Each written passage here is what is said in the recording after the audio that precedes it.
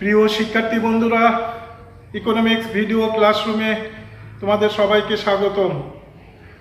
আজ আমরা একাদশ শ্রেণীর অর্থনীতি দ্বিতীয় পত্রের দ্বিতীয় অধ্যায়ের বাংলাদেশের কৃষি কাঠামো এই বিষয়টি নিয়ে আলোচনা করব। বাংলাদেশের কৃষি কাঠামো তৃতীয় বিশ্বের স্বল্পোন্নত দেশের মতোই জীবন নির্বাহী কৃষি ব্যবস্থার উপর নির্ভরশীল। বাংলাদেশের কৃষিতে এখনও বাণিজ্যিক লক্ষ্য পরিলক্ষিত হয় না। বাংলাদেশের কৃষি ব্যবস্থায় এখনও সনাতনী চাষাবাদ পদ্ধতি প্রচলিত রয়েছে। এখানে আধুনিক চাষাবাদ পদ্ধতির জনপ্রিয়তা ততটা অর্জিত হয় নাই। এখনও বাংলাদেশের কৃষিক্ষেত্রে পাওয়ার টিলার, বুলডোজার, হারভেস্টার ইত্যাদি আধুনিক যন্ত্রপাতির ব্যবহার প্রয়োজনের তুলনায় অনেক অপ্রতুল। তদুপরিও বাংলাদেশের কৃষির যে চারটি উপখাত রয়েছে, শস্য উৎপাদন, হাঁস মুরগি ও গবাদি পশুপালন, বনায়ন ও মৎস্য চাষ, এর সমন্বয়ে মোট যে উৎপাদন হয় তাই কৃষির মোট উৎপাদন। তো কৃষি সৃষ্টি সম্পর্কিত একটি ধারণা, অর্থাৎ ভূমি কর্ষণ থেকে শুরু করে বীজ বপন, শস্য পরিচর্যা, শস্য কর্তন, সংরক্ষণ এবং বাজারজাতকরণ পর্যন্ত এটা বিস্তৃত। মানুষ প্রকৃতি প্রদত্ত সুযোগ সুবিধাকে ব্যবহার করে ভূমি কর্ষণের মাধ্যমে বিভিন্ন ধরনের শস্য উৎপাদনের যে প্রক্রিয়া, সেটাকে সাধারণত বলা হয় কৃষি। কৃষি আসলে ইংরেজি প্রতিশব্দ এগ্রিকালচার, এটা আবার এসেছে এগার এবং কালচারা দুটি শব্দ থেকে। এগার শব্দের অর্থ ভূমি, কালচারা শব্দের অর্থ চাষাবাদ। তার মানে ভূমি চাষাবাদের মাধ্যমে ফসল উৎপাদন করাই হলো কৃষি। তো শিক্ষার্থী বন্ধুরা, আমরা যদি খুব সংক্ষিপ্ত আকারে পরিষ্কার করে কৃষির সংজ্ঞা দিই, তাহলে সংজ্ঞাটি দ্বারা এরকম: উদ্ভিদ এবং প্রাণী জগতের স্বাভাবিক বৃদ্ধির সুযোগে মানুষ মৃত্তিকা হতে যে উদ্ভিদ ও প্রাণীর সম্পদ উৎপাদন করে তাই কৃষি। কৃষি বাংলাদেশের অর্থনীতিতে গুরুত্বপূর্ণ অবদান রাখে। 2018-19 অর্থ বছরে জিডিপিতে কৃষির অবদান 13.60%। শুধু জিডিপিতে নয়, জিডিপিতে অন্যান্য ক্ষেত্রেও অবদান রাখার জন্য, অর্থাৎ জিডিপির প্রবৃদ্ধি বৃদ্ধির ক্ষেত্রে কৃষি পরোক্ষভাবে ভূমিকা পালন করে থাকে। বিশেষ করে বৃহৎ সেবা খাত, পাইকারি ও খুচরা ব্যবসায়ী, হোটেল, রেস্তোরাঁ, পরিবহন, সংরক্ষণ, যোগাযোগ প্রভৃতি ক্ষেত্রে পরোক্ষভাবে কৃষি অবদান রেখে থাকে। তো কৃষিতে বাংলাদেশের মোট শ্রম শক্তির প্রায় 40.60% নিয়োজিত রয়েছে। বাংলাদেশের কৃষির আরেকটি গুরুত্বপূর্ণ ব্যবহৃত দুটি শব্দ হলো কৃষি জোত এবং কৃষি খামার। কৃষি খামার হলো একজন কৃষক শস্য উৎপাদনের জন্য যে জমি ব্যবহার করে সেটাকে বলা হয় কৃষি খামার। কৃষক পরিবার যে নির্দিষ্ট পরিমাণ জমিতে শস্য উৎপাদন এবং কৃষি সংশ্লিষ্ট কাজ সম্পাদন করে সেটাকে বলা হয় কৃষি খামার। অপরপক্ষে কৃষি খামারের অন্তর্ভুক্ত যে জমি ব্যবহার হয় বা জমি থাকে সেটাকে বলা হয় কৃষি জোত। যেমন একজন কৃষক এক খণ্ড জমিকে ধান উৎপাদনে ব্যবহার করতে পারে, আরেক খণ্ড জমিকে সে পাট উৎপাদনে ব্যবহার করতে পারে, অন্য আরেক খণ্ড জমিকে সে গম চাষে ব্যবহার করতে পারে। সেটা হলো কৃষি জোত। অর্থাৎ 3 খণ্ড জমিকে যখন আলাদা আলাদাভাবে বিবেচনা করা হবে তখন সেটা হবে কৃষি জোত। আর এই কৃষি জোতগুলোকে যখন সম্মিলিতভাবে বা সমষ্টিগতভাবে বিবেচনা করা হবে তখন সেটা হলো কৃষি খামার। অর্থাৎ কৃষি জোটের একাধিক কৃষি জোট নিয়ে কৃষি খামার গঠিত হয়। অর্থাৎ কৃষক শস্য উৎপাদনের জন্য যে পরিমাণ জমি ব্যবহার করে সেটা হলো কৃষি খামার, আর কৃষি খামারের অধীনে যে জমি থাকে সেটা হলো কৃষি জোট। একাধিক কৃষি জোট নিয়ে কৃষি খামার গঠিত হয়। তদুপরিও বাংলাদেশের কৃষি ব্যবস্থায় আরেকটি নিদারুণ বিষয় হলো প্রকৃতি নির্ভর। বাংলাদেশের কৃষি এখনও প্রকৃতির ওপর অনেকাংশে নির্ভরশীল। এখানে মৌসুমী জলবায়ুর প্রভাবে যদি সময় মতো বৃষ্টিপাত হয় তাহলে ফসল ভালো হয়। অতিবৃষ্টি, বন্যা ইত্যাদি আমাদের ফসলকে অর্থাৎ কৃষিকে প্রভাবিত করে। জলাবদ্ধতা, লবণাক্ততা, জলোচ্ছ্বাস, ঘূর্ণিঝড়, সিডর, নার্গিস ইত্যাদির মতো প্রাকৃতিক দুর্যোগ আমাদের কৃষিকে প্রভাবিত করেছে। তাই বলা যায় বাংলাদেশের কৃষি কাঠামো তৃতীয় বিশ্বের সর্বোন্নত দেশের কৃষি কাঠামোর মতোই উল্লেখিত বৈশিষ্ট্যের মতো। তো শিক্ষার্থী বন্ধুরা, বাংলাদেশের অর্থনীতিতে কৃষি বিশেষ অবদান রাখতে সক্ষম। তদুপরি বাংলাদেশের কৃষি ব্যবস্থা আজও অনুন্নত। তো আমরা বাংলাদেশের কৃষি ব্যবস্থার বর্তমান যে কাঠামো, সেই কাঠামো সংক্ষেপে সেই কাঠামোগত কিছু বৈশিষ্ট্য আলোচনা করব।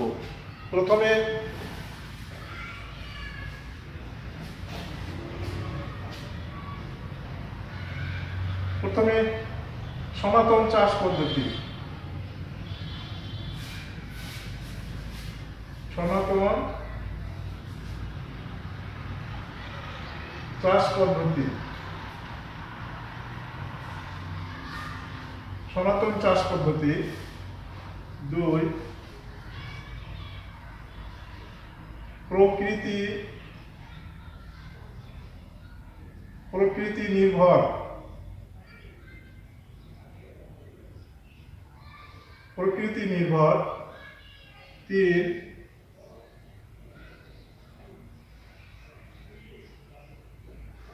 জীবন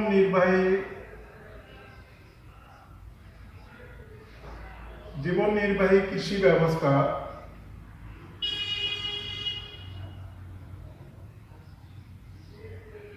জীবন নির্বাহী কৃষি ব্যবস্থা। 4, বর্গা চাষ ও ভূমিহীন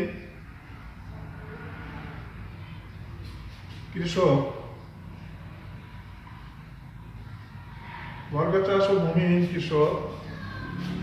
5, জমি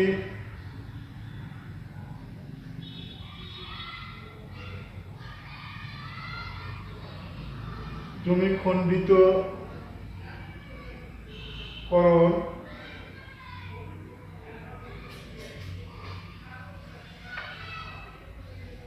জমি খণ্ডিতকরণ ও বিচ্ছিন্নতা।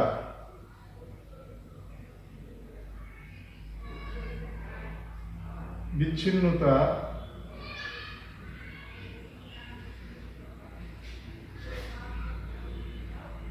6,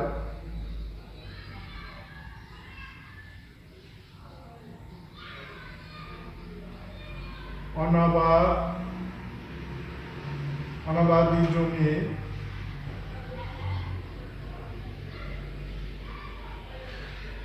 7,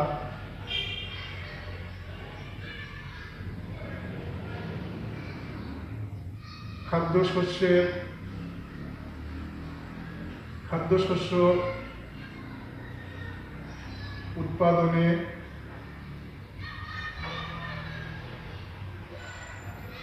প্রাধান্য।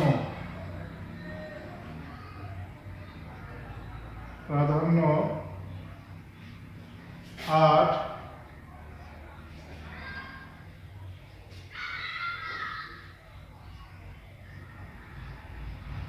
পরিবার কেন্দ্রিক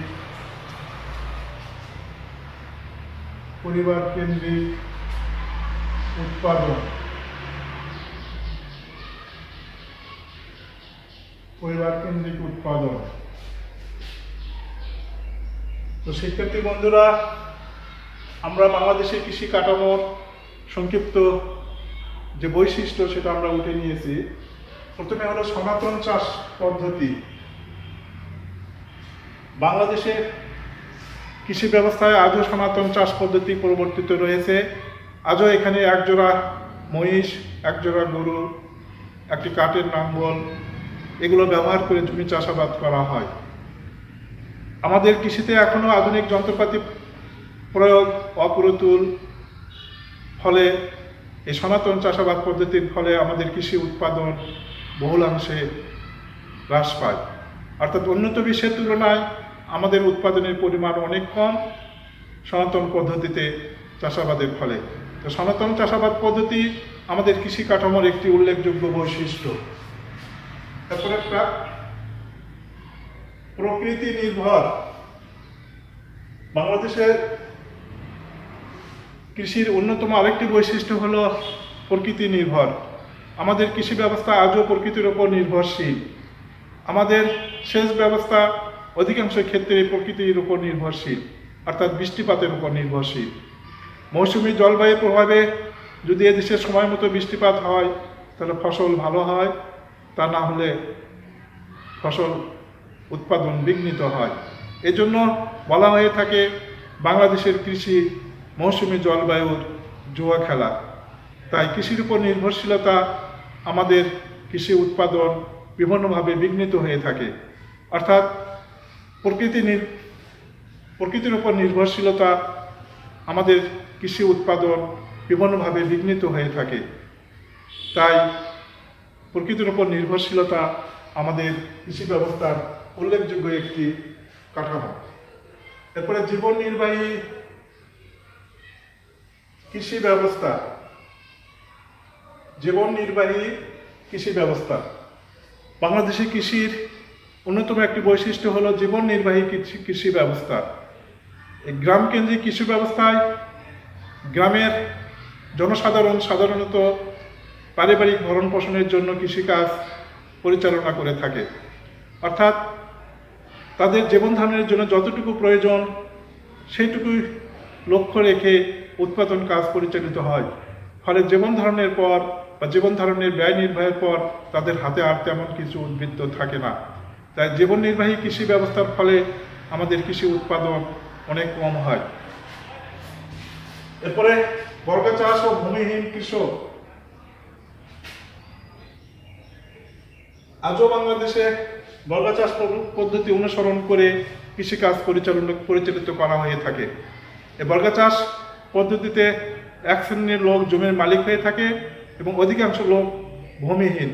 এই ভূমিহীন মানুষ জীবনের তাগিদে, জীবন বাঁচানোর তাগিদে অন্যের জমি চাষাবাদে বাধ্য হয়।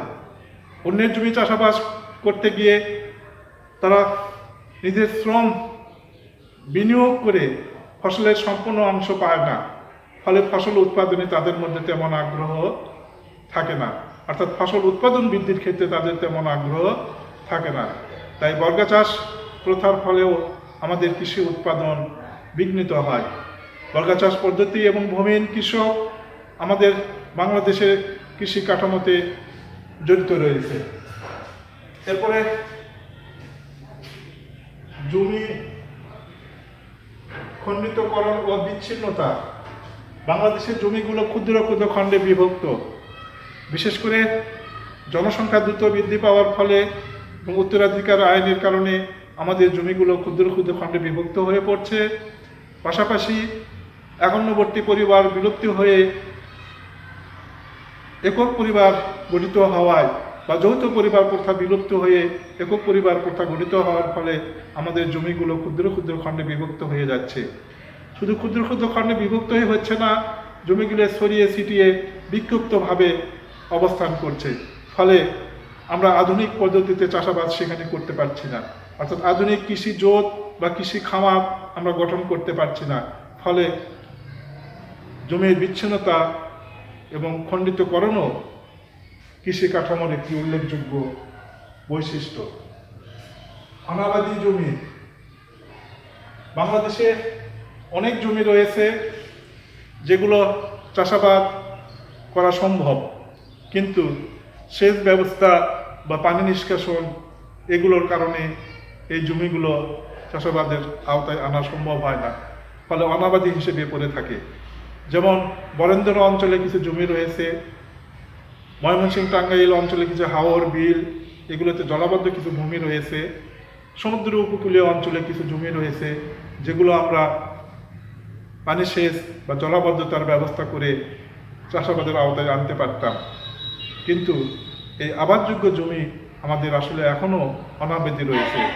এক পরিসংখ্যানে দেখা গিয়েছে বাংলাদেশে প্রায় 25 লক্ষ একর জমি অনাবাদি রয়ে যায়। তো শিক্ষার্থী বন্ধুরা, অনাবাদি জমিও আমাদের কৃষি কাঠামোর একটি উল্লেখযোগ্য বৈশিষ্ট্য।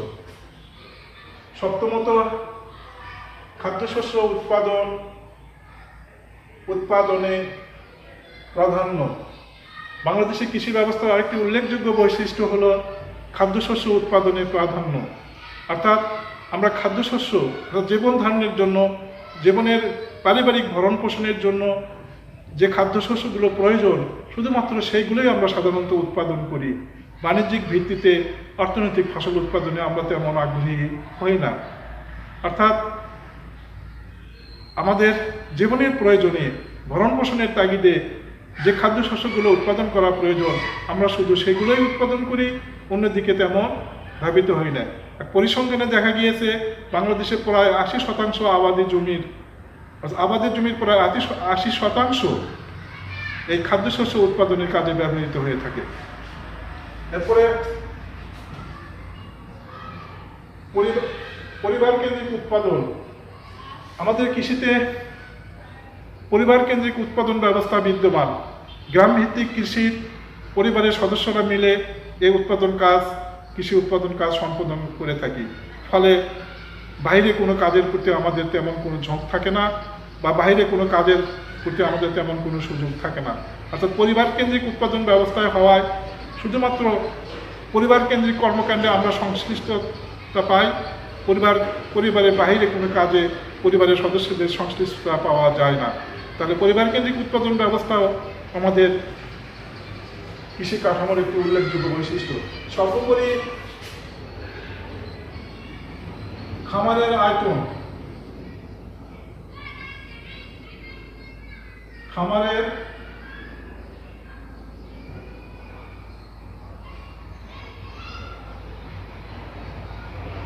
আয়তন। একটি দেশের কৃষির উন্নয়ন বহুল অংশে খামারের আয়তনের উপর নির্ভর করে।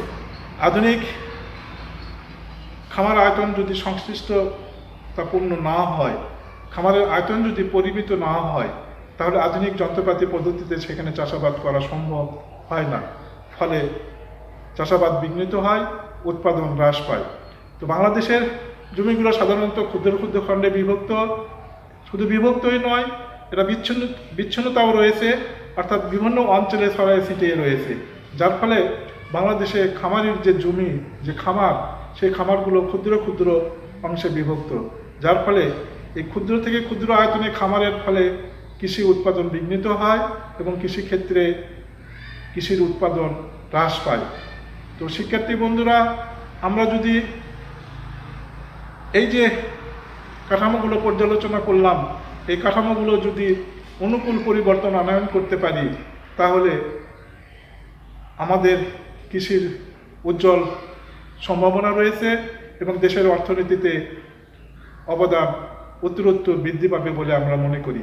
তো শিক্ষার্থী বন্ধুরা, মোটামুটি এই হলো বাংলাদেশের কৃষিতে বাংলাদেশের কৃষি কাঠামো, অর্থাৎ কৃষির যে প্রকৃতি, সেটা আমরা আজকের আলোচনা থেকে উপলব্ধি করতে পারলাম। পরিশেষে আমরা এটা বলতে পারি, আসলে বাংলাদেশের কৃষি কাঠামো তৃতীয় বিশ্বের স্বল্পোন্নত দেশের যে বৈশিষ্ট্যগুলো রয়েছে, ঠিক সেই রকমই বৈশিষ্ট্য আমাদের কৃষিতে রয়েছে। ততপরি হতাশা হবার কিছু নেই। আমরা যদি এই কাঠামোগুলোর অনুকূল পরিবর্তন আনয়ন করতে পারি বিভিন্ন পরিকল্পনার মাধ্যমে এবং পরিকল্পনা বাস্তবায়নের মাধ্যমে, তাহলে কৃষি আমাদের অর্থনৈতিক সমৃদ্ধি অর্জনের পথে সহায়তা করবে বলে আমরা বিশ্বাস করি। তো শিক্ষার্থী বন্ধুরা, আজ এই পর্যন্তই। তোমরা ভালো থাকো। তোমাদের সবাইকে ধন্যবাদ। খোদা হাফেজ।